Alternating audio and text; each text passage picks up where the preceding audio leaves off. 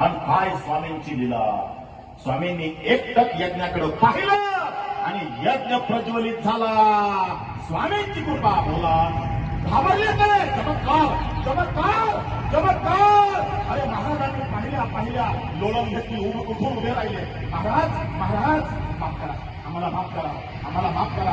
आज तुमची शक्ती आम्हाला कळली. अरे अग्निच प्रदीप्त केला नुसत्या दिव्य दृष्टीने स्वामींनी. बोला श्री स्वामी समर्थ महाराज. स्वामी म्हणाले कधीच कुणाची अवहेलना करू नका.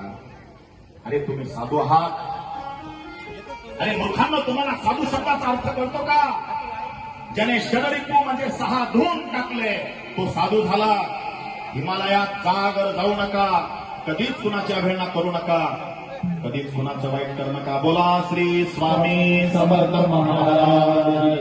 जोरदार टाळ्या वाजवायच्या ज्यांनी आज पात्र केले आणि ज्यांच्यासाठी अभिनंदन करून टाळ्या वाजवा.